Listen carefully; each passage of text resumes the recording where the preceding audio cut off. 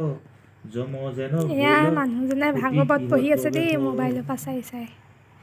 আকৌ নিজে নিজে ভাঙনিও কৰিছে। দশম স্কন্ধ পঢ়ি আছোঁ, শ্ৰীকৃষ্ণ অৱতাৰ সেইখিনি পঢ়ি আছোঁ। অলপ ভাল লাগে, সেইকাৰণে যিমানখিনি পাৰোঁ নিজে বুজিবলৈ চেষ্টা কৰিছোঁ। অলপকৈ ইমানখিনি নাজানো বাৰু, তথাপিও অলপ প্ৰয়াসহে কৰিছোঁ। কৃষ্ণৰ কিংকৰে কহে শুনা সৰ্বজনে, তৰিয়া সংসাৰ হৰি কথাৰ শ্ৰৱণে, হেন জানি এক চিত্ত শুনা সাৱধানে, নেৰিবা কীৰ্তন যাবে প্ৰাণ থাকৈ মানে, ঘোৰ কলি যুগে জন্ম লভ হৈ যত প্ৰাণী, পাপ সাগৰত তল গৈল হেন জানি,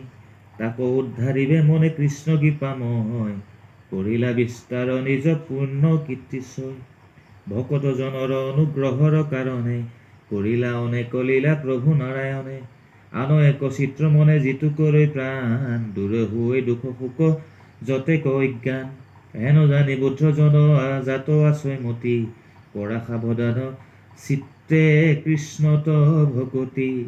তেৱেশে তৰিবা ঘোৰ সংসাৰ সাগৰে, কলি যুগে ধৰ্ম আৰু নাহি আতপৰে, কলিৰ ভয়ত ত্ৰাস হৈয়া ধৰ্ম যত, এক স্থান হৈয়া ৰৈল হৰিৰ নামত, জানি এক চিত্ত ফুৰা ৰাম নাম গায়, সমস্তে ধৰ্মক লাগ পাইবা একোঠাই, ইহে পৰমাৰ্থ তত্ত্ব চাৰিও বেদৰ, সমস্ত দেৱৰ ৰাজা কৃষ্ণে হে ঈশ্বৰ,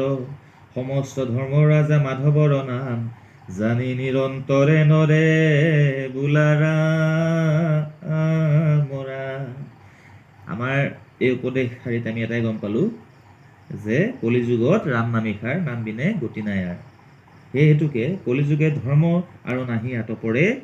তেৱেশে তৰিবা ঘোৰ সংসাৰ সাগৰে, কলিযুগে ধৰ্ম আৰু নাহি আতপৰে, কলিৰ ভয়ত ত্ৰাস হৈয়া ধৰ্ম যত, এক স্থান হৈয়া ৰৈল হৰিৰ নামত, যে এক স্থান নাম লৈ ত্ৰাস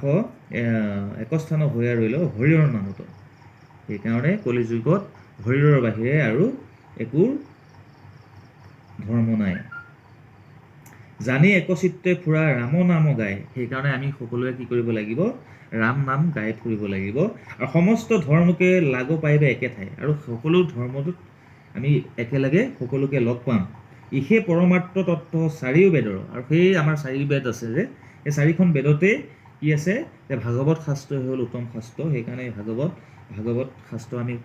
জনাটো বহুত প্ৰয়োজনীয়, সেইকাৰণে ভাগৱত শাস্ত্ৰটো আমি অধ্যয়ন কৰিব লাগে আৰু বুজিবলৈ প্ৰয়াস কৰিব লাগে। ইয়াতে লিখাই আছে, ভাগৱতত ধুনীয়াকৈ লিখিয়ে দিছে,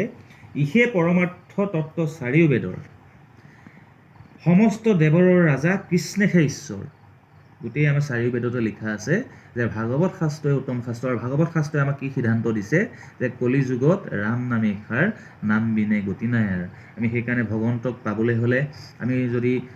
উদ্ধাৰ পাব পাৰোঁ, আমি কাক শৰণ হ'ব লাগিব, এক ঈশ্বৰবাদৰ আমি শৰণ হ'ব লাগিব, ভগৱন্ত কৃষ্ণৰ বাহিৰে আৰু